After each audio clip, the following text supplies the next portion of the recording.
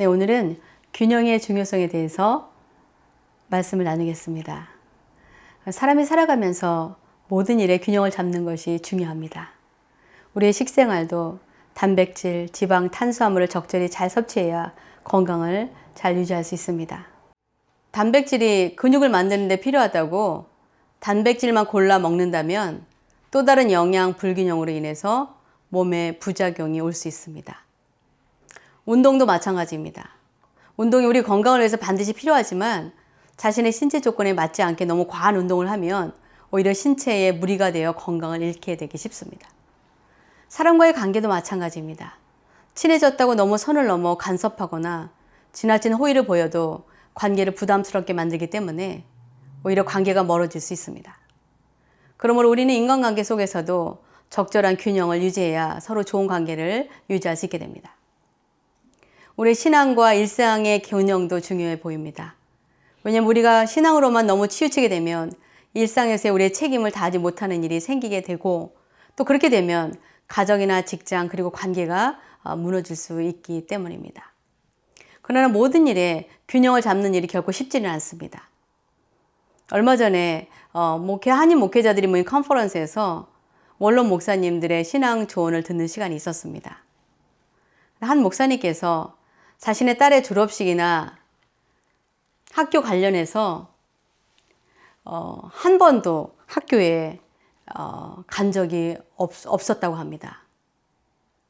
그것이 그 딸에게 큰 상처가 되었다는 것을 알았기 때문에 딸에게 약속하기를 대학 졸업식만큼은 반드시 참석하겠노라고 말했는데 또 그날이 바로 하필이면 자신이 속한 기관에서 그의 총책임자로 맡게 되었기 때문에 그 행사를 다른 사람이 대신해서 진행할 수가 없어서 결국 그 대학교 졸업식도 가지 못했다고 하시면서 저희들에게 여러분들은 절대로 목회 때문에 사역 때문에 가정을 소홀히 하는 그런 우를 범하지 말라고 그런 조언을 해 주셨습니다.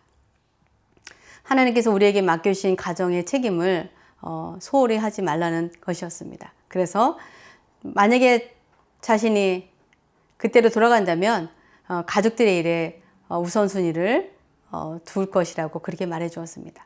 왜냐하면 목회자들이 가정보다 하나님의 일을 더 중요하게 생각하기 때문에 자녀들과 가정 일을 본의 아니게 소홀히 여긴 결과 목회자들의 자녀들이 특별히 상처와 아픔이 많게 되어서 생각보다 많은 목회자 자녀들이 교회와 하나님을 떠나게 되는 것을 보게 됩니다. 그래서 목회자들은 자녀들에게 더 많은 관심과 사랑을 베풀어야 합니다. 이처럼 목회와 가정의 균형을 맞추는 일도 쉽지 않습니다. 목회를 중요시 여기면 가정이 소홀해지기 쉽고 또 가정을 또 너무 우선시하면 목회자로서의 책임을 다하지 않은 것처럼 보일 수 있기 때문입니다. 예전에 한 목사님께서 주말이면 예배 준비와 예배를 드려야 하기 때문에 자녀들과 시간을 내서 함께 보내기가 너무 어려워서 자녀들 봄방학 때 겨우 시간을 맞춰서 스키를 태워주러 간 적이 있었다고 합니다.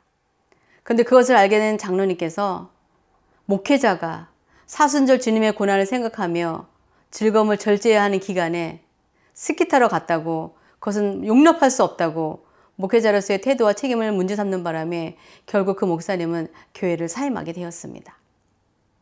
목회자뿐 아니라 성도들도 마찬가지입니다. 너무 열심히 신앙생활을 하느라고 교회에서 시간을 오래 보내며 자녀들 식사를 제때 주지 못한 것을 문제시하는 남편들과의 불화도 생기게 됩니다. 이렇게 우리의 신앙과 삶의 균형을 맞추기 어려운 상황 속에서 오늘의 본문 말씀 잠언 4장 20에서 21절은 이렇게 우리에게 권면하고 있습니다. 박종지 선생 읽어주시면 감사하겠습니다. 잠언 4장 20에서 21절.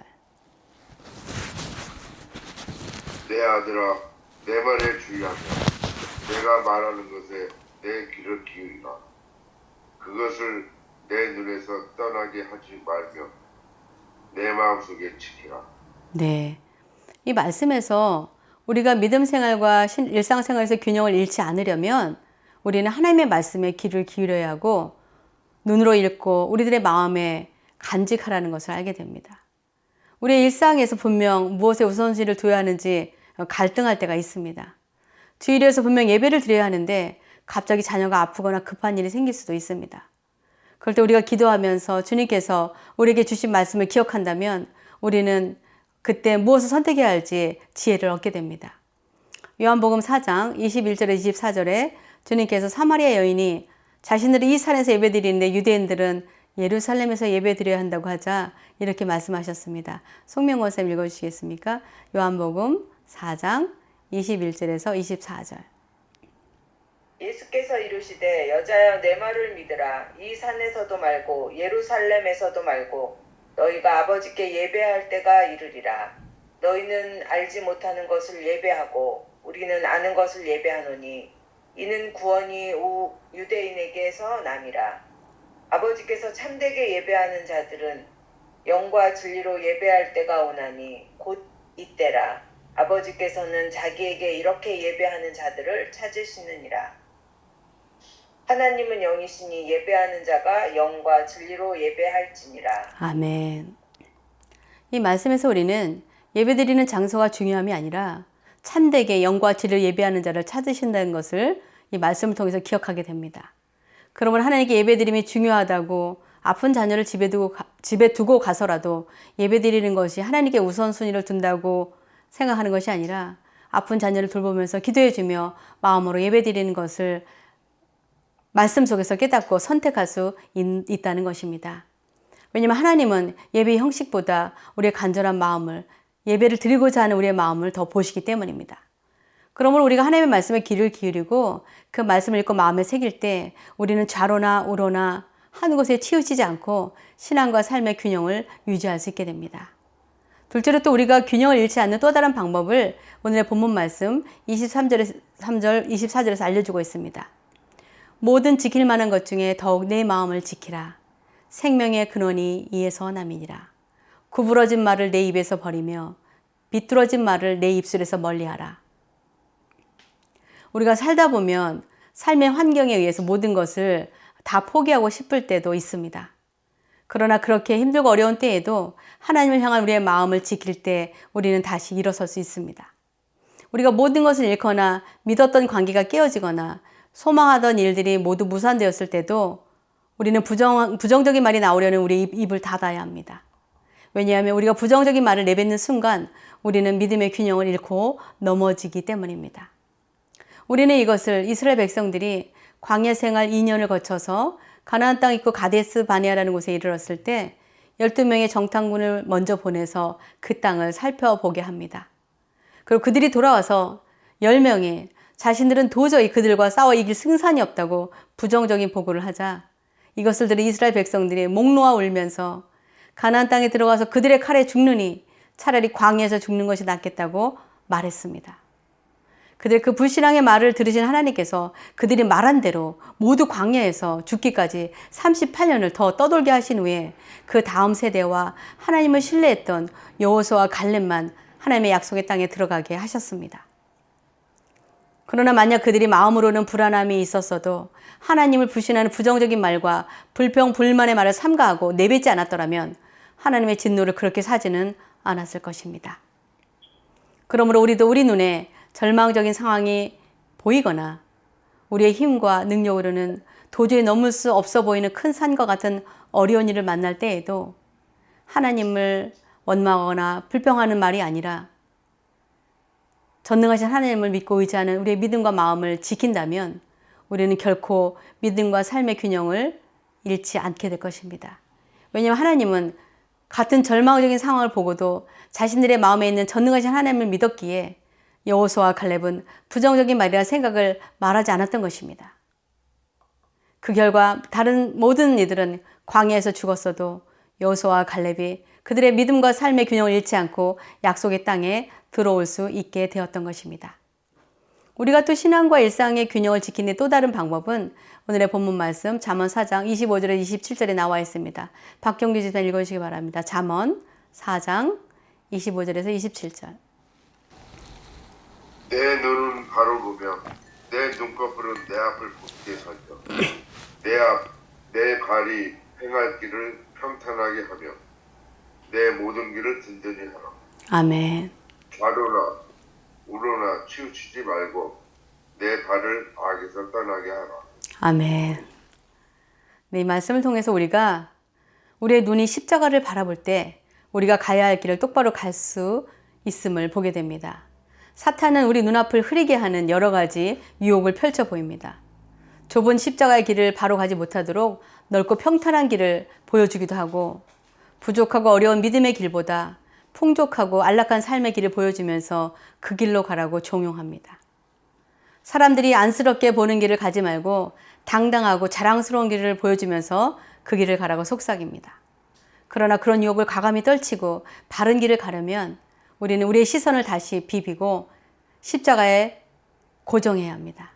우리의 눈꺼풀이 피곤해져서 눈을 감아버리면 우리는 우리가 가는 길을 제대로 갈 수 없기 때문에 우리의 시선이 머무는 곳으로 가게 됩니다. 제가 고등학교 졸업하고 여의도 광장에서 친구와 함께 자전거 타는 것을 배운 적이 있었습니다. 처음에 조심조심 연습하다가 시간이 지나자 이제 혼자 잡아주지 않아도 탈 수 있게 되었습니다. 그런데 문제는 제가 가는 방향에 누군가 있어 피해야 하는 상황이 생기면 제가 피하지 못하고 제가 시선을 두고 있던 바로 그 사람이나 물건에 정확히 가서 부딪힌다는 것이었습니다. 그것을 보고 저는 저의 시선이 머무는 곳으로 저도 모르게 자전거의 핸들을 그것으로 향하게 한다는 것을 깨닫게 되었습니다. 우리의 시선이 세상의 유혹과 안락함과 풍요로움에 흐려질 때 우리는 믿음의 길을 제대로 걸을 수 없게 됩니다. 믿음의 길에서 세상의 길로 왔다 갔다 할 수 있기에 우리의 눈이 다시 십자가를 바라보며 나아갈 때 우리의 발걸음은 믿음의 길을 올바로 걷게 됩니다. 그래서 좌로나 우로나 치우치지 않고 믿음의 균형을 유지할 수 있게 됩니다. 말씀을 맺겠습니다. 우리는 살아가면서 모든 일에 균형이 필요합니다. 어느 한쪽만 치우치면 결국 문제가 생기기 때문입니다. 우리의 신앙과 일상에도 균형이 필요합니다. 우리가 신앙만 너무 고집하고 치우치면 가장 가깝고 소중한 이들을 잃을 수도 있고, 그렇기 때문에 우리는 먼저 하나님의 음성 귀를 기울이고 주님의 말씀을 읽고 마음에 새겨두어야 합니다. 그래야 우리 마음속에 있는 말씀이 우리로 하여금 믿음과 삶의 균형을 잃지 않는 지혜를 주기 때문입니다. 또 우리가 하나님을 향한 우리의 마음을 지키고 어떤 절망적이거나 어려운 상황 앞에서도 우리의 입에서 부정하고 불평과 원망의 말들을 삼가하고 절제해야 합니다. 이때 하나님께서 우리로 하여금 신앙과 삶의 균형을 잃지 않게 해주시고 넘어지지 않게 해주십니다. 그리고 우리의 믿음을 지켜주시고 우리의 갈 길을 인도해서 하나님이 우리에게 약속하신 땅에 들어갈 수 있는 은혜를 베풀어 주시는 것입니다. 그리고 마지막으로 우리가 좌로나 우로나 치우치지 않게 믿음의 길을 걸어가려면 우리의 시선을 십자가에 고정해야 합니다. 사탄이 이런저런 이유와 핑계를 대면서 더 넓은 길, 편한 길, 좋은 길, 풍요로운 길을 보여주면서 우리의 시선을, 우리의 마음을 흔듭니다. 그러나 우리가 다시 흐려진 우리의 눈꺼풀을 다시 비비고 우리의 시선이 주님과 그분이 달린 십자가로 향할 때 우리는 다시 믿음의 길을 올바르게 걸어갈 수 있게 됩니다. 저는 저와 여러분이 우리의 마음을 흔들고 우리의 눈을 흐리게 해서 우리의 발걸음을 휘청거리게 하는 사탄의 유혹에 넘어가지 않고 다시 우리 마음에 하나님의 말씀을 새기고 우리의 입술에서 부정한 말을 제거하고 우리의 흐려진 눈을 다시 제대로 떠서 하나님 기뻐하시는 믿음의 길을 좌로나 우로나 치우치지 않게 똑바로 걸어가게 되시기를 주님의 이름으로 축원합니다.